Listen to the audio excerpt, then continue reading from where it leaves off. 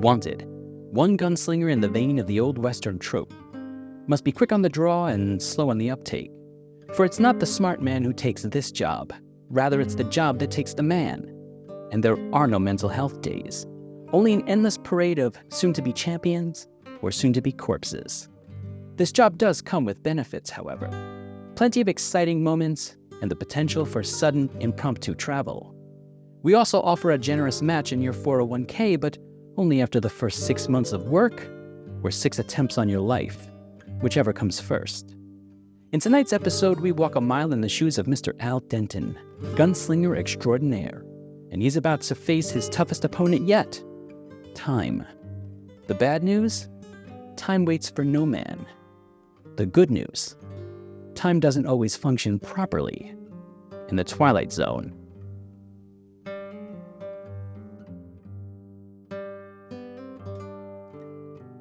Stop me if you've heard this story before. A person has an amazing career where he or she is considered the best in their area of expertise. Little by little, you start to hear rumblings about personal problems. Suddenly, this individual seems to be doing everything that he or she can to completely tank their career. Those of us on the outside can't help but think, you had it all. Fame, money, respect. How could you just throw it all away? Some years down the line, that individual starts to discuss the immense pressures that came with staying at the top, and the desperation that grew to remain there. Sometimes, losing in life is the only way you can win in the end. In this week's episode of The Twilight Zone, we meet Al Denton, the quickest draw this side of the Mississippi. Wait, I guess that depends on where you live. You know what, I'm sticking with it. For years, Denton would face all challengers who rode into town looking for a gunfight, until one day, the man on the other end of the bullet was a 16-year-old boy. When that young man hit the ground, so too did Denton's sense of self-worth. Alcohol became Denton's only friend, and belligerent cowboys who demanded a song in exchange for a drink became his counselors. That is, until a man by the name of Henry J. Fate arrives in town with his wares. That's right, Mr. Fate. A little too on the nose for you? Maybe, but Mr. Serendipity just doesn't have the same cowboy ring to it. With a gun in his hand, Denton starts to remember who he is, but with it comes the memories of the constant challenges, and it isn't long before someone comes riding in looking to test his might. But Denton has an ace up his sleeve, a magic elixir from fate that gives perfect accuracy and quick reflexes for 10 seconds. With this bit of magic, Denton prepares for his showdown with a young gun named Pete Grant. As the two men square up for a draw, they both realize that they have each drunk from fate's magic elixir. What transpires is essentially a merciful draw. Both men shoot each other's dominant hands, rendering them unable to take part in future gunfights. They've kept their honor and their lives.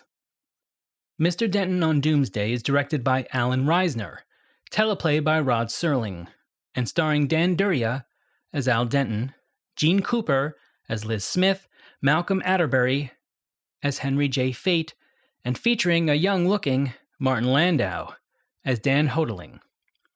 The episode first aired on October 16th, 1959. This is one of our grower episodes, I think. As in, you might need to have a few years on you before you can appreciate the fullness of Denton's circumstances. In Martin Graham's Unlocking the Door to a Television Classic, he chronicles that, according to Serling, I got this idea watching a collection of westerns over a period of a couple of weeks. In many ways, it was almost a spoof of the classic high noon, walk down the middle of the street gun battle. Now, Serling may have begun conceiving the idea as a spoof, but it certainly didn't end that way. One of the themes that I like to talk about with my students is the burden of greatness. Now, admittedly, I usually use the episode A Game of Pool when we discuss this theme.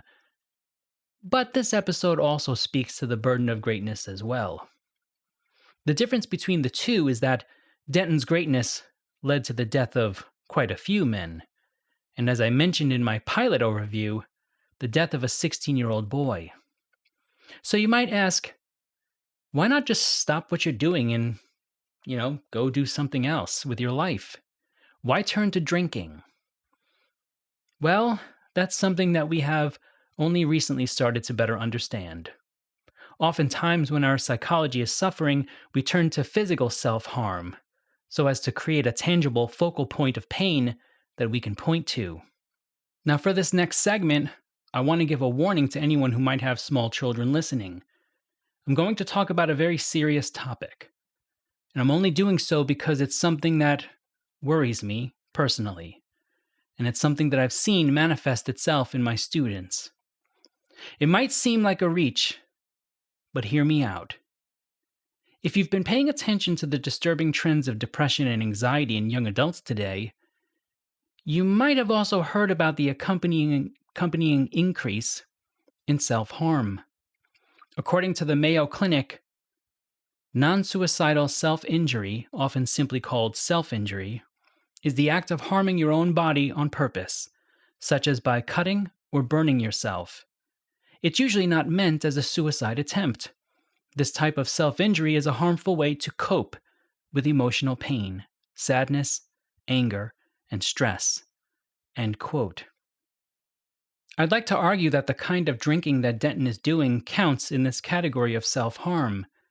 He's punishing his body because it's something that he can feel, something tangible that he can point to, whereas the psychological harm that was caused when he killed the young man seems more like a phantom.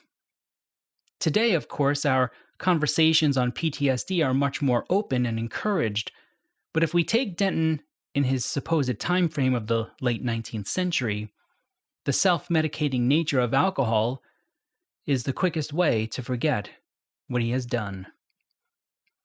While self-injury may bring a brief sense of calm and a release of physical and emotional tension, it's usually followed by guilt and shame and the return of painful emotions. As Serling's monologue tells us at the beginning of the episode, quote, "This is a man who has begun his dying early."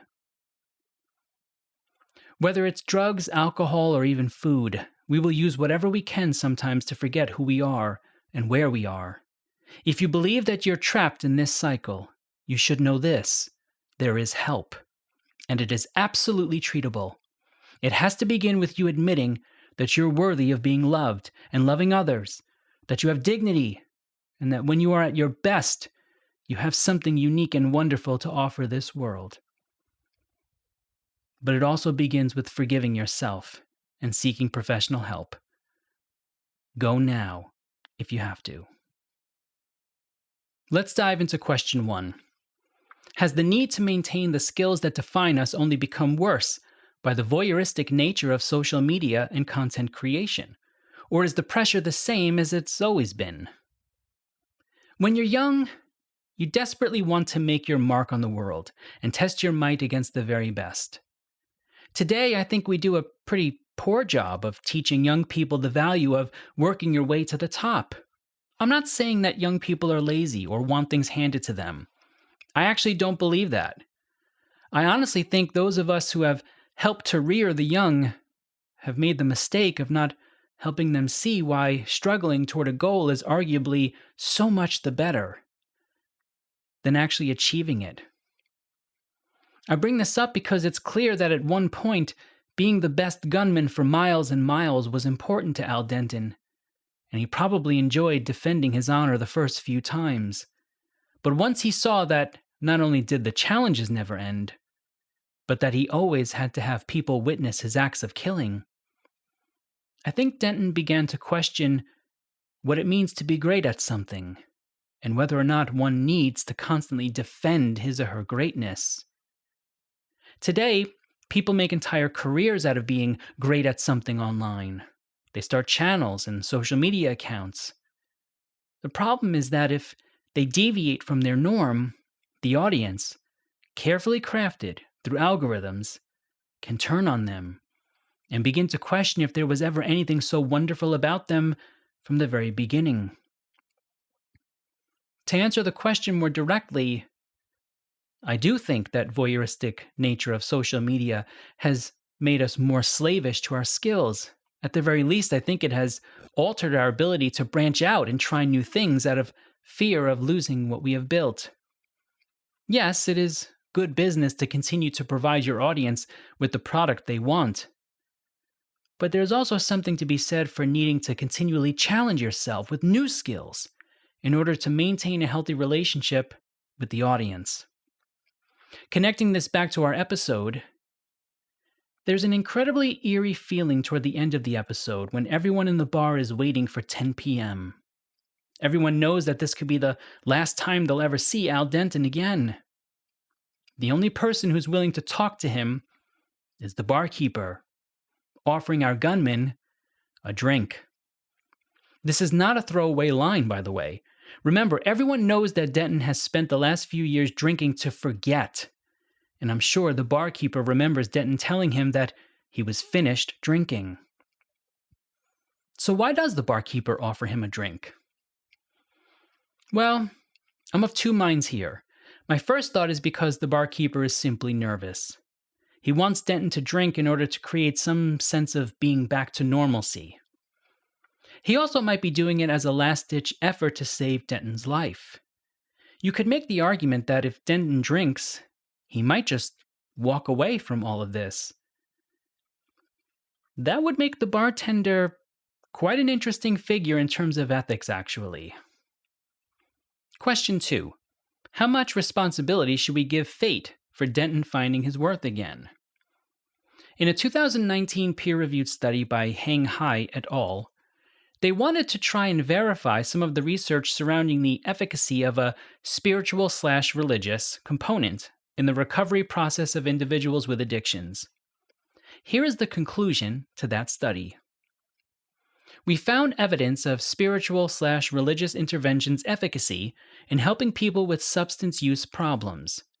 Most randomized controlled trials, or RCTs, have focused on 12-step oriented interventions, while RCTs on non-12-step oriented spiritual religious interventions are scant.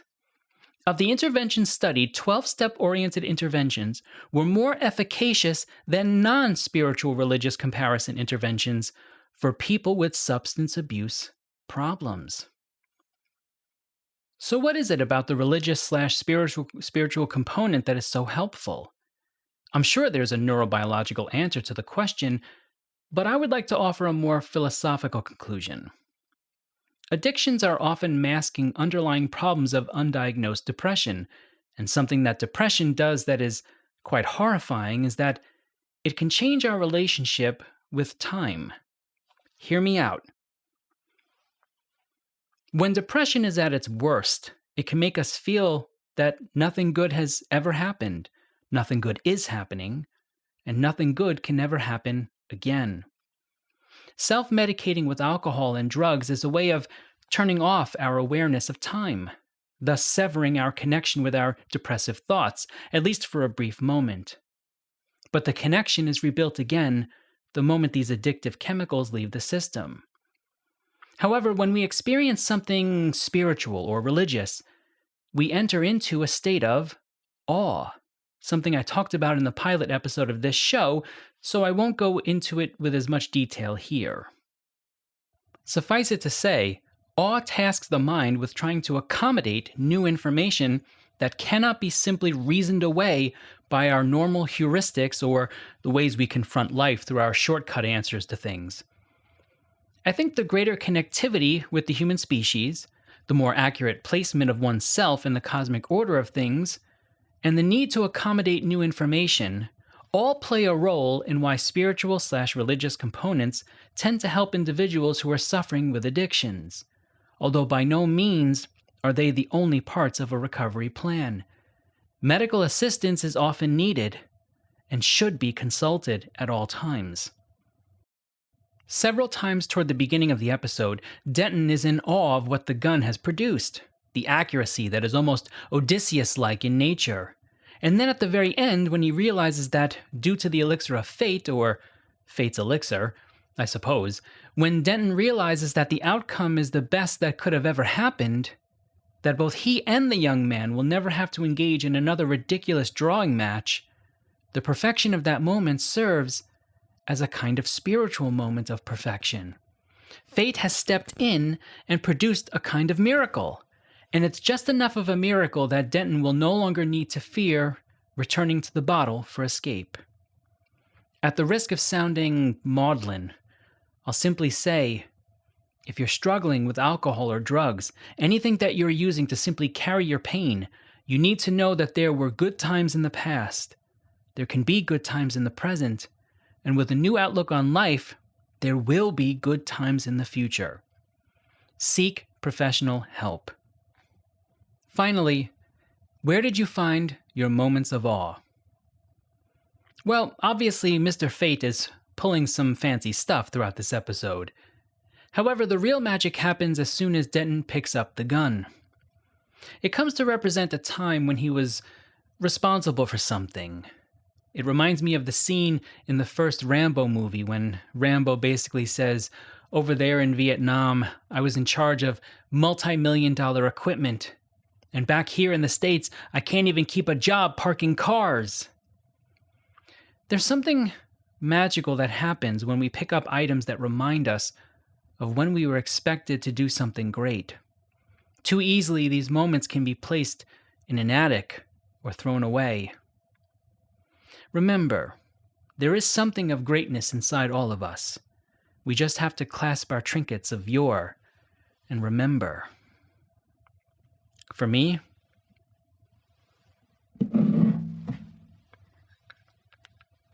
I've got this guy to remind me of my greatness.